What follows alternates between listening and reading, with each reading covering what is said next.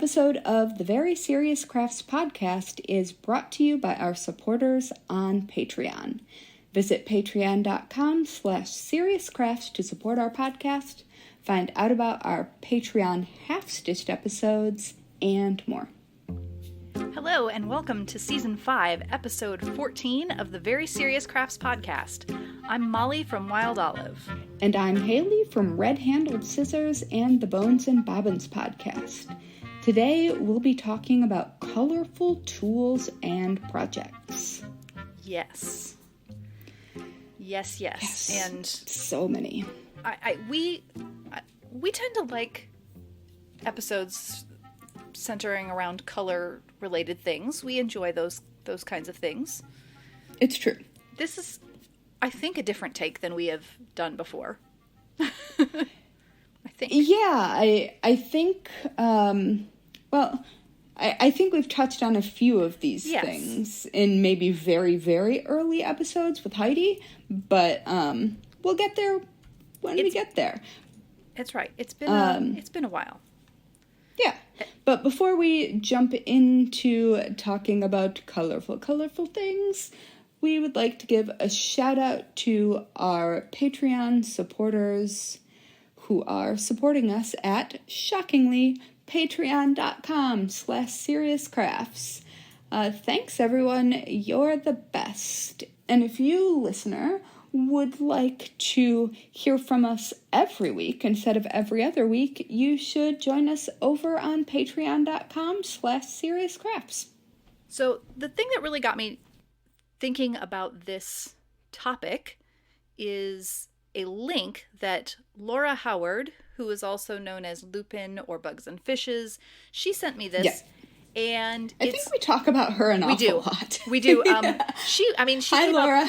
She came up in even planning a podcast things and whatnot. Anyway, so this thing is called Permutation Patterns, and this website, which the link will be in the show notes. This website lets you put in 5 colors, and then it creates all of the color order elements that you would, the different ways that you could put these 5 colors in order.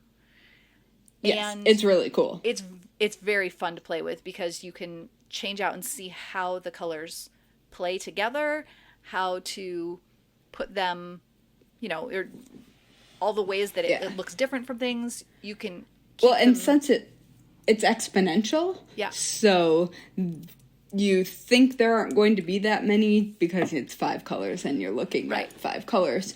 But then you remember that math. Yeah. And yes, you could 100% come up with all of these combinations on your own, but you don't have it's to.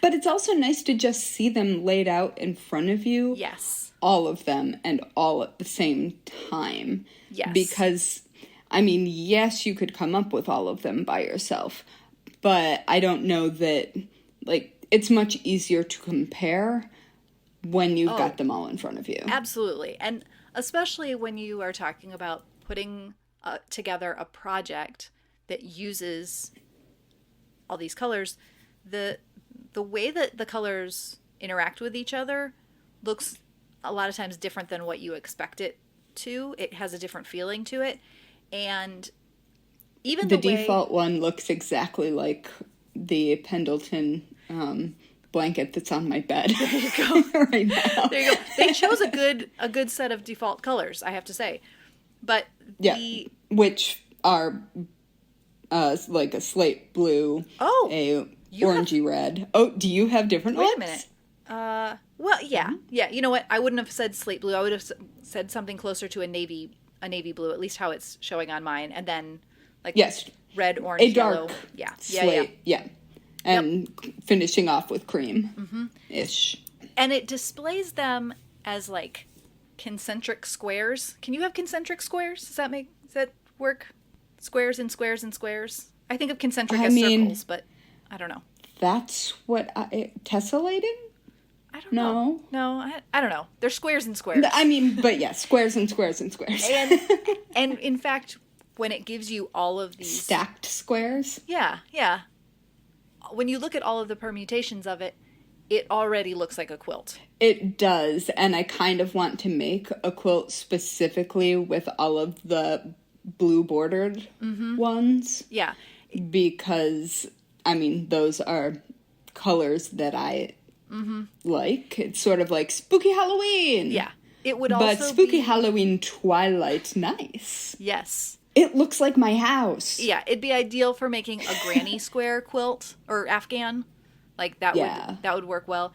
There's also an option on the site to click and add a border, so you kind of get an idea of what if you were to like join your blocks with a color. Yikes. The sample color there is terrible, but it's a small border. I don't hate it as much as I thought I would, though. It's a Sample like color. It's like a cyan. Cyan. Yeah. Yeah. But I just think it's such a useful tool for if you were going to make a 5-color project like a quilt or an Afghan. Ooh, I just found delightful. A really nice one, though. For the border or for the... Uh-huh. Okay. It's just a turquoisey color that ended up... That must be just exactly close enough to be weird, but not nope. Yeah. Interesting, but not nope. Yeah. Anyway. I could definitely get lost in this particular site, imagining projects that I don't have time to make. Which, I mean, who doesn't want to do that? Like, planning projects that you don't have time to make? Isn't that what we do every day when we're supposed to be making something else? It certainly happens almost every time we record this podcast. Oh my goodness. It sure does. I think there are multiple reasons that this tool is especially useful.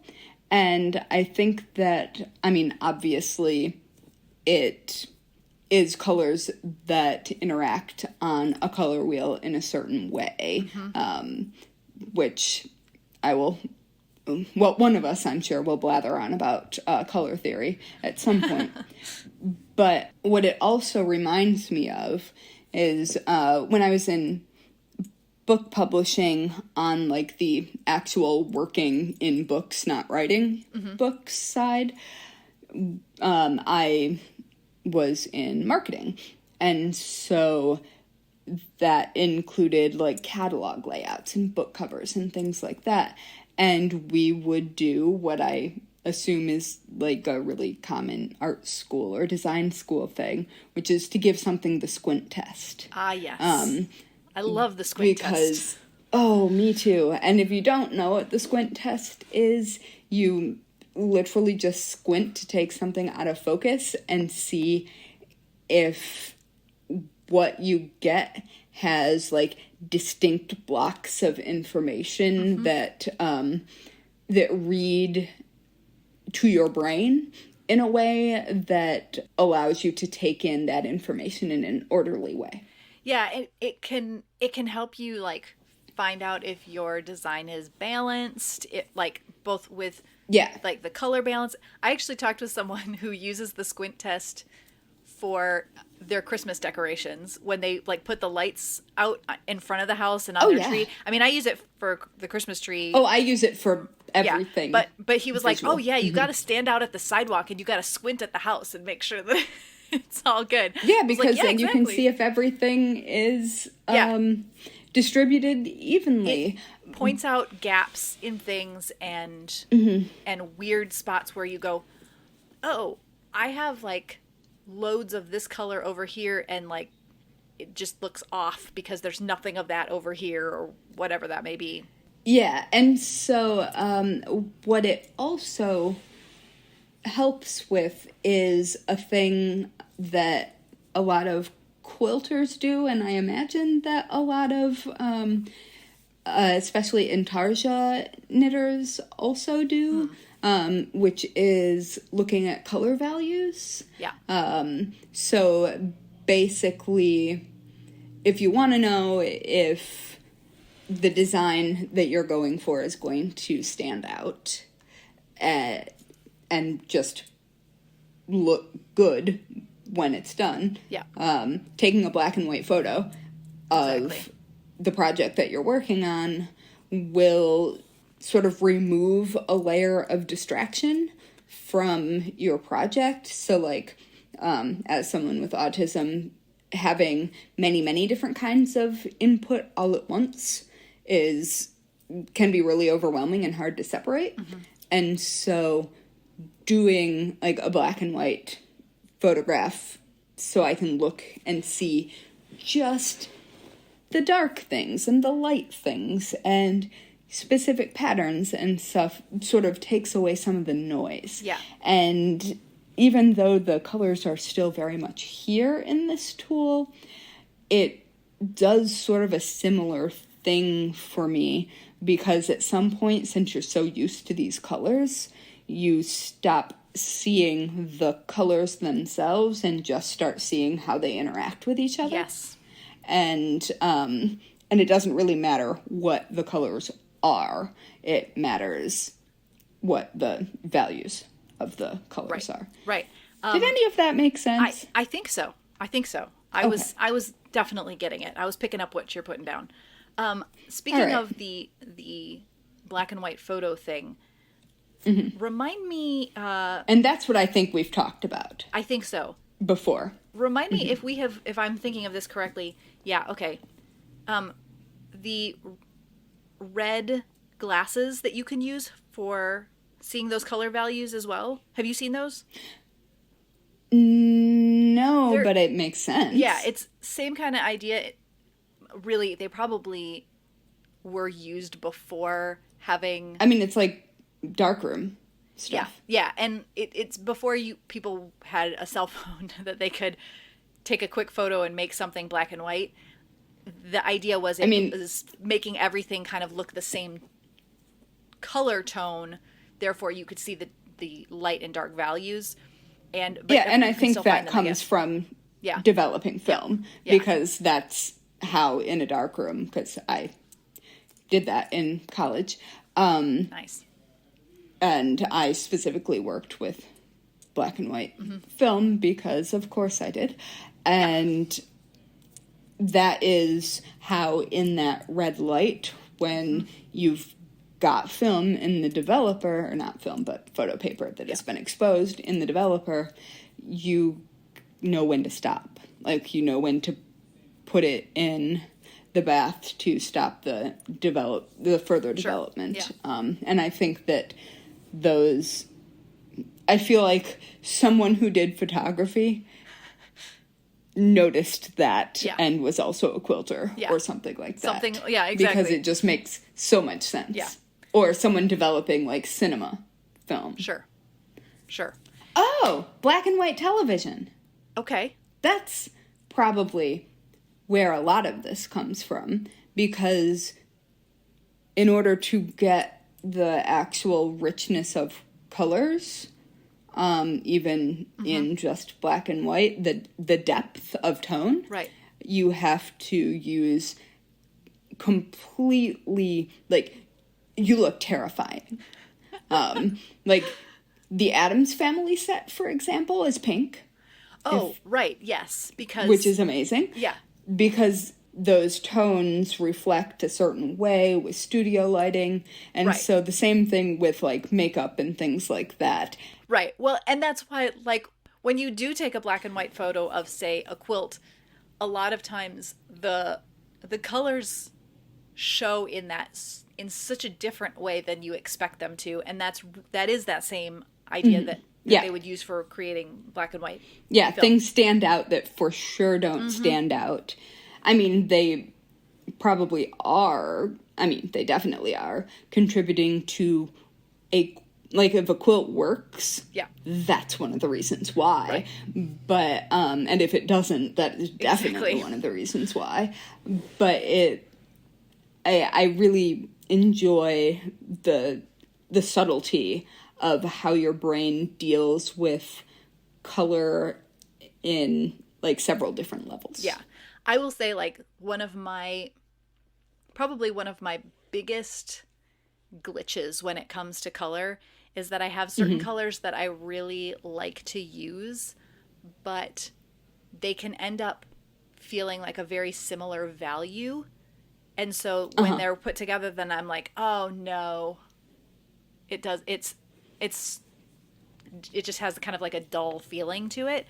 And it's harder with things like embroidery and cross stitch to anticipate that, I think, because it just shows that sometimes you cannot tell until you've exactly, you can't see it until it's done. Yeah. And things that colors that look very different from each other when you're holding two skeins of thread next to each other. Yep. Or even in squares on a pattern. Right, exactly. Once you add texture, it's stitched, it's like, oh no. You can barely tell the difference. Even though in theory, my it looks Golden the same. Girls book required some reworking with hair colors and such for a while, because the correct colors, like the in theory correct colors, just did not read that way. Yeah. Even though I was designing on a white background and stitching on a white background. Yeah. It just didn't work that way. Yeah. I was just having a conversation with someone who was doing a cross stitch pattern that was like created from a photograph and of a human, and getting skin colors translated from photo pixels into thread colors. That's so hard. She said, well, I chose colors that seemed to look right based on seeing the photo, not what the photo to cross stitch pattern thought it should be, because the pixels just read totally wrong. And so it took a fair amount of trial and error to get it to look right and get shading correct. And there's some things that unfortunately, some things that color tools don't get right. So no, and it's like the subtlety and interaction between two areas that are very close together. Yeah. And I mean, it's one of the reasons, like, I have a pretty specific style of designing people in cross-stitch patterns, which tends to be the thing that gets me hired. Yep. But it takes absolutely forever. Like, there are a finite number of squares involved in a head. Yeah. But it can take me hours or sometimes days to get it to look right, even if all of the spacing and things like that technically are right. Yeah. They don't always look right. Yep. Yeah, when you're talking, especially like skin tone threads, there's some, like, DMC has added more colors that are helpful, but yeah, sometimes it's just really hard to get those things correct. Yeah. Well, and the labeling is also really hard. Yeah.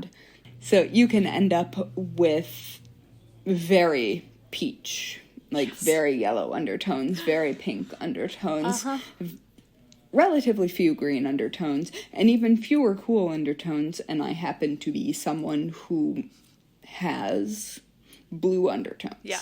And so it looks like skin tones, especially if I've only been looking at me recently, look especially orange. Yeah. Browns can go from either like this like funky like gray brown to like really, really dark yellowy brown. And there's like some finding and like the in between. A lot of reds also. Yes, lots of reds in there. Finding in between, not always so easy. Not always so easy. There are certain makeup companies, and I don't generally wear makeup, but I usually have some just in case I need to go on a red carpet, like you do. Like you do.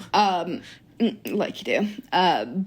But they've just started making them in the same shades but different undertone colors. Ah, yes. And the difference between, because usually when you get as pale as I am, Yeah. you tend to get pink undertones. Right. Like, because everyone assumes that you have red hair. Like, that's what it's made for. Sure, that makes sense. And, although I look kind of tan right now. You do. Thanks, filtered light. Yeah. It's not real. So yeah, I'm loving that exists in makeup, and I'm waiting for specifically marketed skin tone, like yarn and embroidery floss and things like that to catch up. Yeah, you've seen the yarn line that Crafty is Cool has now, right? Oh yeah. Yeah. So Yeah, she's like, and it's good. yeah, she was one of the first places that you saw that really come out. And in a way... Oh, absolutely. And Allison, just for the for context, also did the Crocheted Golden Girls book that is sort of the counterpart to mine. And I'm not sure if she did the Bob Ross one, but we have done a bunch of opposite. Oh, I know. She has done opposite books. She has done a she has a cross-stitch design for an artist. Yes, who looks remarkably similar to Bob Ross, but is not officially Bob Ross for reasons. Yes, for reasons. And those reasons may have moved elsewhere. But her line is, and I've seen a couple of bigger companies basically swoop in and copy her idea, even really, really similar packaging and stuff like that. And while I love to see the need being filled, pay her. Right. Right. It needs to... Please pay her, because she put a lot of work into finding and sourcing an entire array of skin tones. And, like, she just did a really good job. Yeah. And, I mean, in one sense, DMC, with their embroidery floss, they've had, you know, none of what they've done has been, like, at least in things that I've seen, you don't have, like, here is the skin collection, right? Like, it's not that. But if they were to... they should. I think they should. If they were to do that and say, like, look, we've selected these colors to help you, like, as a starting point, and we've added in these colors to make this really work. Through. That would be fantastic. And they have added... And if it could be put together by someone who wasn't white, that would also be good. Even better, yes. Yeah, because they really need... We've figured out paler skin tones. They could really largely stand to have a whole team of people so that you could have people of I agree. Skin tones, you know, really. I just think that they have done a much better job with people who look as though they have European heritage, as opposed to anywhere else. Right. And I mean, obviously they are a European country, or company. I get it, but it's time to... Jack. Jack would like cat-colored embroidery floss, please. But Jack is like 7 or 8 different colors. Exactly. See? It's perfect, because then they get you to buy more embroidery floss. Most of those are skin tone. It could work. It could work. Speaking of embroidery floss, another resource that I have here in the list is a website called Stitchpalettes.com. And I have... Oh, yeah. Again, it would help if I click on the right thing. Okay. They have all kinds of color palettes, and they are usually based off of photos.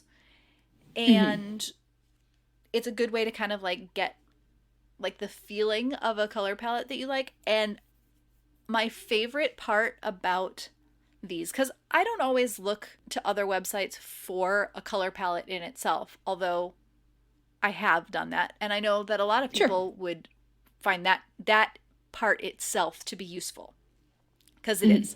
But it lists out the colors with their names, with their DMC color, And then if you go down a little bit, they have the color codes for RGB and CMYK for adding into Yes, please. Thank you. either for printed things or for your screen web-based things. And as a designer, especially putting together the files so to go helpful. things, it's fantastic. But I think it's a useful website for a lot of people. And you can search by a DMC number, and then it will show you all manner of palettes that go with it. But I've used it even just to look up numbers for certain colors. Oh yeah. Yeah. Me too. Well, I don't. I mean, I have a CSV file that I use that honestly probably is.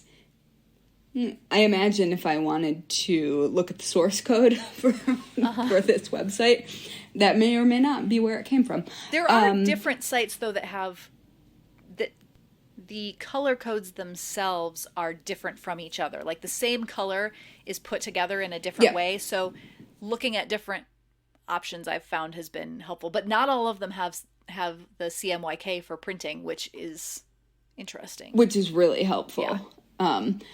I also think that if you're, like, a really good thing to have on hand, even if you're not trying to take a deep dive into being good at colors, specifically, having just a basic printed color wheel that you can pull out, like, it becomes really obvious why something isn't working, because color wheels are sectioned off in like groups of colors, and you can see physically that the colors across from the color that you're working with on the color wheel are going to work with it, while other colors won't, and you can see that play out visually, which is really helpful. And I have just a normal color wheel that I have, and like this is similar to like if you happen to be a watercolor painter, you might have painted one of these. Yes. And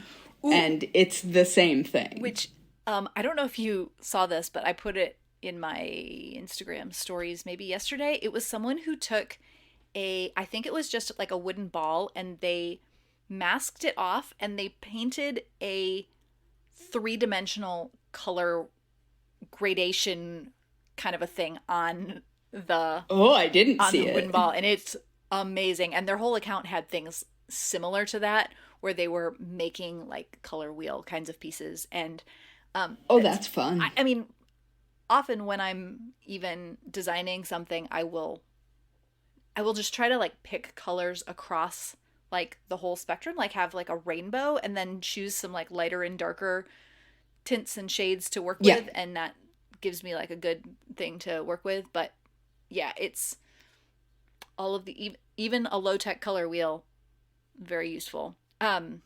Yeah, and it can make you look like it can make it very easy to make something that looks like you know what you're doing. Yeah.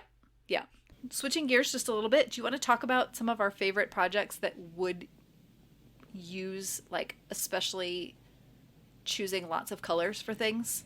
Like one of the first things that came to mind for me was like color temperature quilts and afghans and cross stitches and all of those things. Have you ever made one of those? Oh yeah. I haven't, but I kind of want to do it now that I'm in a place that literally during the day can have a 40-degree change, which is interesting. That is interesting. Layers are your friend, I assume? It hasn't really mattered yet because it's been like 90 during the day and 50, like in the 90s and in the 50s. And so by morning when the temperature starts rising again, it has just cooled off to comfortable. Right. Inside the house. But I really want to do specifically a knitted, like a throw of like the high and the low every day.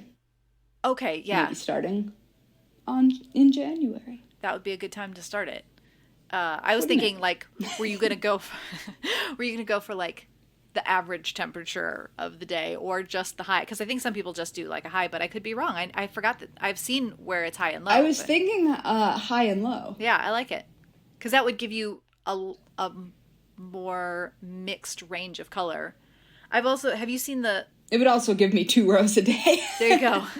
There you go. Because have you seen ones where people have done it as a scarf? Yeah. Yeah, those are very fun. Lots of ends to weave in these sorts of projects, unfortunately, but they are pretty cool. Yeah, well, I mean, maybe that's a really good argument for crochet then. I think, I want to say, is it Karina? What is Karina's last name? I don't remember. She's been doing a cross-stitch color temperature thing, I think. And that has been, I think that's very cute. I do like that. Just because you can add a small, you're just doing a handful of stitches, and she might be, I'm trying to remember how she has it. I'll have to find it and see if I can link to a picture of what she's been working on, but that's very fun. I'm also curious, hers might be in Celsius, and you have a smaller range of numbers in that case. So I guess in that case, when people do color temperature projects in Fahrenheit, they usually choose like a range of temperatures. If you're doing it in Celsius, you might just choose a color for each number. I mean, I was thinking stitch by stitch and a range of numbers. Yeah. Because since I want something wide-ish, yeah. I was thinking doing something like 110 stitches wide, and then better not get any warmer than 110 in Vermont. Good grief, yeah. No. I mean, it hasn't. I don't even think it's hit 100 yet. I imagine it's gonna... Close. I imagine it's gonna drop below 0, though. So... Significantly. Yeah. Oh, that is interesting. I didn't even think about that. Yeah. Because I think I've seen them where they're even just, like, grouped into... Yeah, because I should do a midpoint. Where they're grouped into, like, 10-degree blocks. Ooh, I want to do one that is reflected over a midpoint. So so I would do, like, saturated colors on the warmer side and muted colors on the cooler side. Yeah. Yeah. That will either be... The problem with this project is it's going to be depressing. It could very well be. You definitely see when you have, like, the really long chunks of either bitterly cold weather or unseasonably warm weather. Right. And that's, yeah. Both of those are not pleasant. Yeah. No. No. Yeah. Well, now I just want to start a thing because of course I do. Well, the color mutation. Wow. The color permutation. I mean, also mutation, whatever. You know what I mean, okay? I didn't say a word. The color permutation generator 100% makes me want to make a crocheted granny square Afghan. Like, so much. Well, yeah. I mean, or a log cabin quilt walk. Also that. I will also say one of the great benefits of this and making sure that all of the colors basically get spread out equally is that you could just buy the same amount of materials for every color. True. You don't have certain colors that are going to use up more yarn or more fabric because that's delightful. It's all the same. I didn't think about that until now. Ooh. That's a really solid argument for that. It is. Also, the same design that comes up on that, you 100% could cross stitch that. Oh, yeah. Without much brain power at all. Oh, I mean, it would end up being like Bargello. Yeah, it would. Which, okay, now I'm thinking all these things for Bargello would also be wonderful. Yeah. Anyway, so I think that we've touched on all of the color things that we need to for now. We've got planned projects. Always a good idea on the Very Serious Crafts podcast.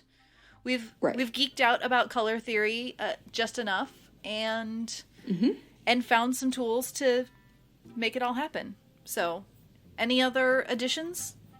No, I don't think so right now. Any subtractions? Simply because additive color, subtractive color, that's a whole other thing. I would like to subtract a few degrees from the current pattern. That would be my temperature. Okay.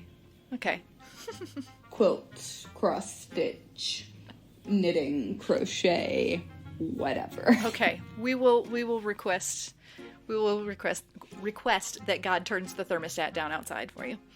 Just a little bit. Just a touch. Sounds good. Good. All right. Anyway. Thanks for listening to the Very Serious Crafts podcast. You can find us on Instagram and Twitter at Serious Crafts and on Facebook at Very Serious Crafts. You can also find show notes and all of the other things that are Very Serious Crafts related at veryseriousscrafts.com. Sorry, I was like, Very Serious Crafts adjacent. Adjacent. They're not adjacent. A permutation of. Yes, exactly. Sorry. Continue. Yes. And finally, if you're a fan of the Very Serious Crafts podcast, please leave us a 5-star review on whichever platform you use to listen to podcasts. Because good ratings, they help us. Indeed. They help us show up in recommendations, which helps more people who love crafting find us, and I've apparently turned in to New York just for a moment. You can take the girl out of New York, but you can't take the New York out of the girl. Is that it? I've just referred to you as a girl, which is not really, that's all right. A fully grown woman. All right. I don't know where that. I answer to most things. Okay. All right. We're going to close this out now.